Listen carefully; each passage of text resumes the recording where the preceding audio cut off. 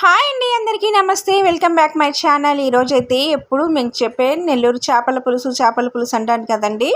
ఇప్పుడైతే మీతో వీడియో అయితే షేర్ చేస్తున్నాను. ఇప్పుడైతే ఒక్కసారి ఈ పొడి వేసుకుంటే ఏ కూరైనా సూపర్గా టేస్ట్ ఉంటుందండి. దీనికైతే ధనియాలు, ఆవాలు, మెంతులు, జీలకర్ర ఇవి 4 సరిపోతాయండి.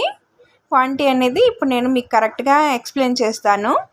ధనియాలు 1 టీ స్పూన్ అనేది తీసుకున్నారనుకోండి, టీ స్పూన్ కాకపోయినా 2 టీ స్పూన్ల ధనియాలు తీసుకోండి.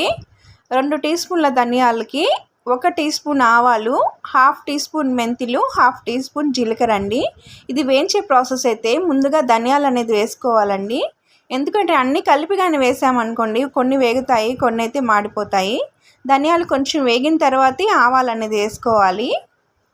ఆవాలు కొంచెం చిటపట అన్న తర్వాత మెంతులు, జీలకర్ర అయితే లాస్ట్లో వేసుకోవాలి. ఎందుకంటే ఇవి మాడిపోతాయి కాబట్టి నేనైతే ఇలాగే 1 బై 1గా వేసి వేయించుతానండి.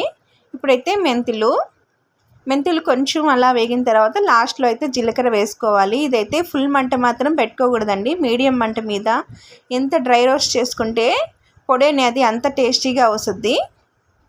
ఇప్పుడైతే జీలకర్ర వేస్తున్నాను. ఇంకోసారి చెప్తానండి క్వాంటిటీ అనేది. 2 టీ స్పూన్ల ధనియాలు అనేది తీసుకుంటే 1 టీ స్పూన్ ఆవాలు, హాఫ్ టీ స్పూన్ మెంతులు, హాఫ్ టీ స్పూన్ జీలకర్ర అండి. ఇది బాగా డ్రై రోస్ట్ చేసుకొని చల్లారిన తర్వాత మిక్సీకి అయితే వేసుకోవాలండి.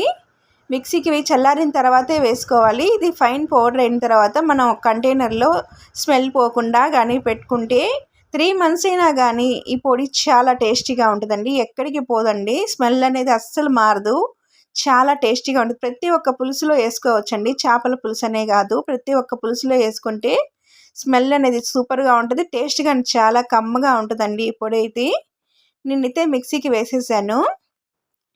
ఇలా మిక్సీకి వేసిన చల్లారిన తర్వాత ఇది కంటైనర్లో తీసేసుకోవచ్చండి. మన వీడియో కానీ మీకు నచ్చితే లైక్ చేయండి, షేర్ చేయండి. ప్లీజ్ సబ్స్క్రైబర్ అనేది చేసుకోండి.